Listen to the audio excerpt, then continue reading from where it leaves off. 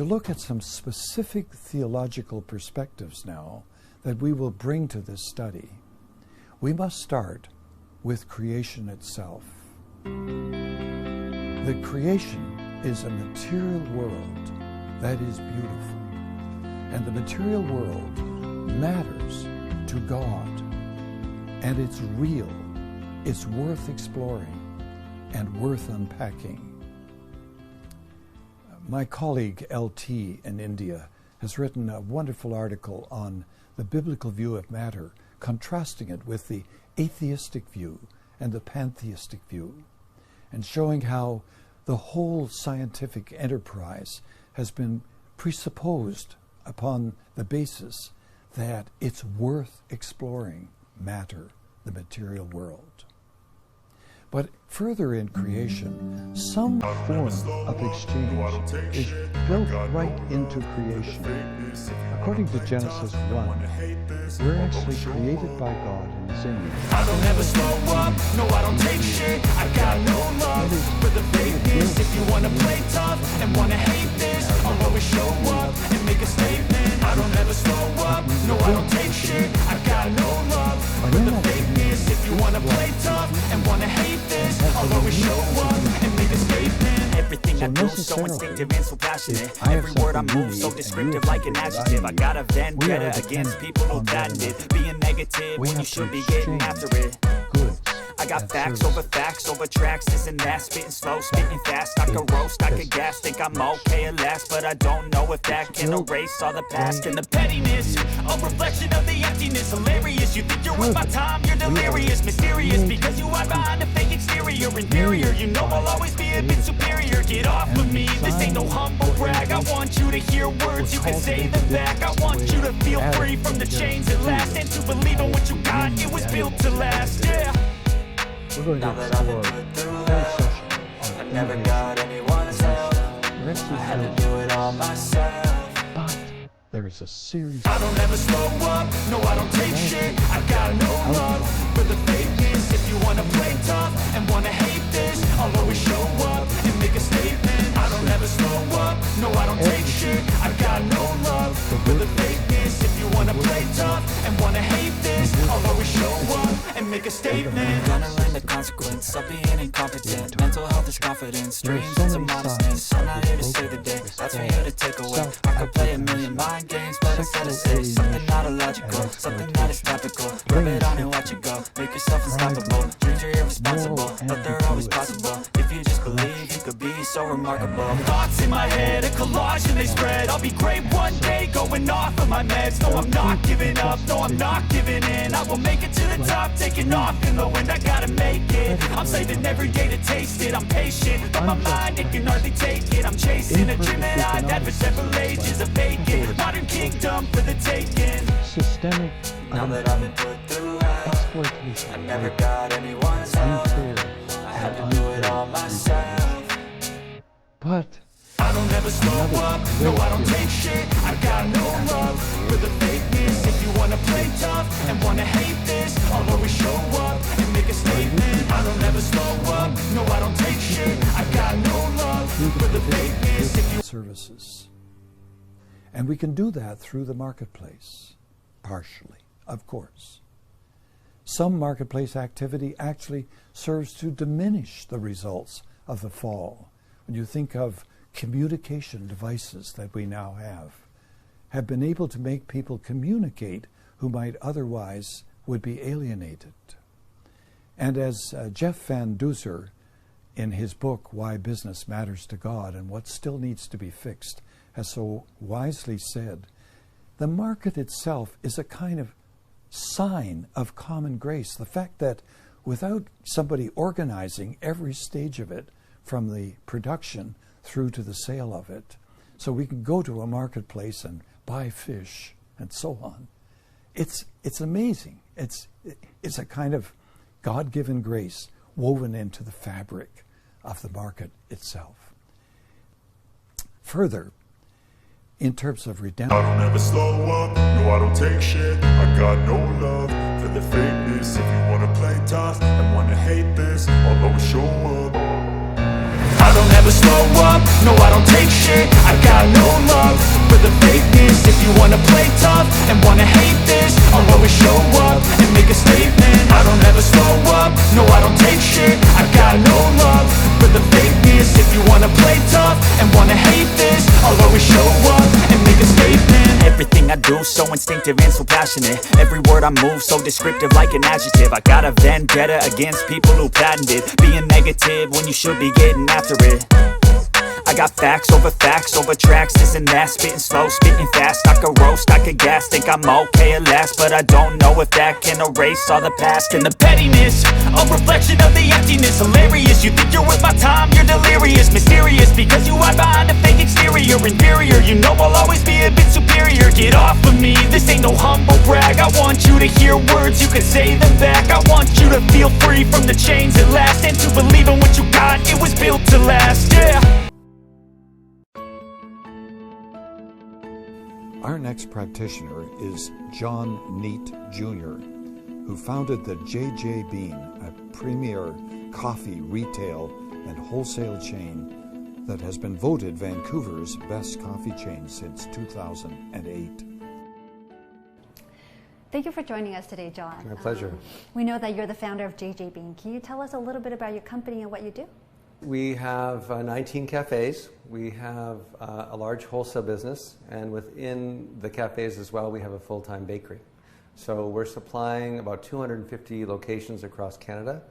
Our 19 stores, 18 of them are in the Vancouver area, and one just opened in Toronto, with 2 more opening in Toronto in the next couple months. I mean, my values are based, come largely from my faith and from my family, who, was very concerned about honoring people and protecting their employees. And so my decisions, every business has to make profitable decisions. If they don't make profitable decisions, then they're not going to be around very long. So I'm not saying that I don't make my decisions based on profit, but I make my decisions based on a whole bunch of factors that really envelop who I am as a person and my faith and profitable decisions. So, for example, I'm not going to do something that's going to take me away from my family or particularly at this time in my life from my wife, because I know that that's not going to be great for my marriage. So it becomes part of that decision.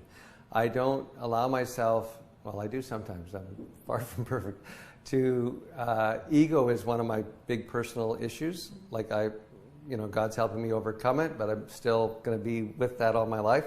So I have a lot of ego and a lot of pride. And so when people come to me with an opportunity that feeds my ego and gives me a challenge that I want to take, often I'm tempted to do that. But I recognize that, and so I try not to let myself make decisions based on ego and pride. So what does that mean? Well, that means I won't let our company get into debt. We operate mostly out of cash flow, and so we only expand when we have 2 things, when we have the cash flow and when we have the people ready. So temptation would have you, if there's this huge opportunity, you can make a lot of money, then that's the right decision to make. But I put all those other parts into it and go and question my motivation. And I have a number of people in my life that help me because I'm a salesman and I try to convince people of things, and these people won't let me convince them. So they'll say, no, John, you're full of crap. You can't do that. So that's been really helpful for us. And so like in 20 years, we have 19 locations, and we're probably one of the only national chains that I know of that has never closed a location. So we're very conservative in how we grow, very totally consumed about our brand and about how, the decisions we make affect our brand. What is a go-to verse for you when you're facing critical decisions? Micah 6:8 is my personal vision statement. Because of my ego, and it's important for me to try to be humble. What do you envision as the kingdom of God? I believe that God wants everyone to use their gifts to their maximum, and when they're using their gifts that have been given by Him, that's the work they should be doing in the kingdom. Whether you're employed by a Christian, who you're employed by, it's where your heart is at, and you're doing what you do to honor God. And so I don't separate my work from my ministry life. For me, they're one and the same. And it allows me to see, although I don't have a boss, my boss is God, to hold me accountable to my actions.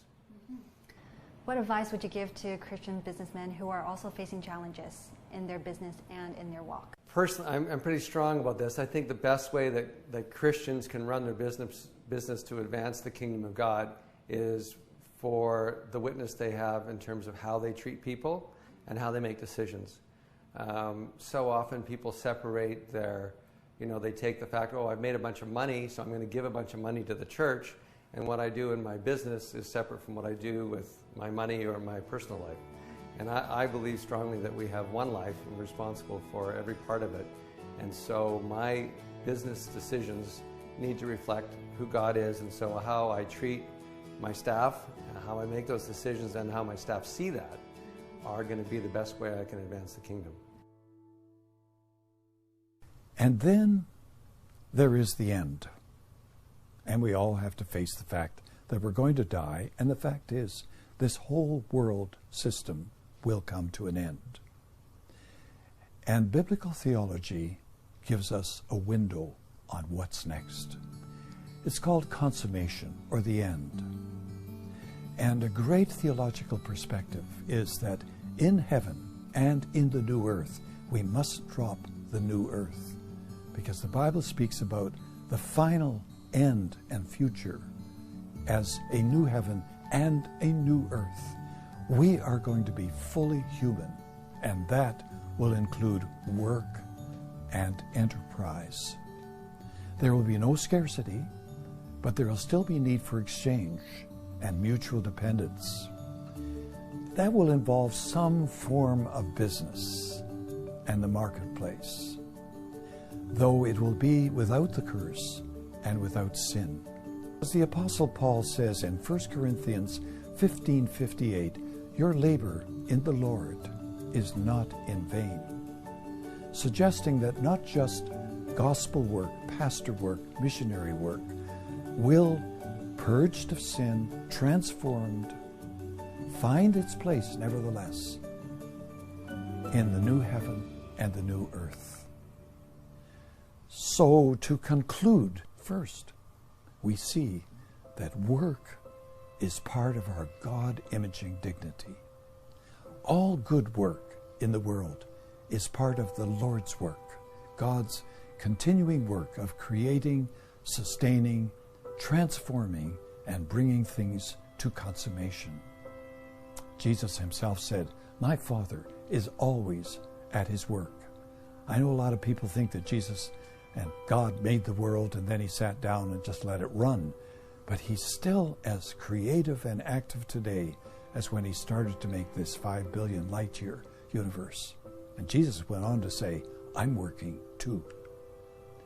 Secondly, as a conclusion, kingdom work brings wholeness, creates new wealth, improves human life, engages the powers resistant to God's rule, and bears witness to the gospel of the kingdom. Thirdly, God is calling everybody. All Christians are called, not just pastors and missionaries. And we're all ordained and blessed of God as a priesthood of all believers, a prophethood of all believers, and the princely rule of all believers.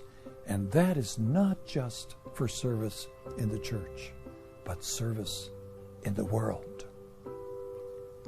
As is said in Ephesians chapter 4, verse 10, the great salvic work of Jesus coming down, going through a human experience from conception to resurrection, and going as far away from God as anybody has ever gone on the cross, and dealing with it triumphantly through resurrection, and then ascending to heaven and pouring out. And then it says in verse 10, in order to fill the whole universe. Not just to fill the church, but to fill the universe with the glory of God. So, as a fourth conclusion, I quote my early mentor, Dr. Elton Trueblood, who said, churchgoer is a vulgar, ignorant term and should never be used. You cannot go to church.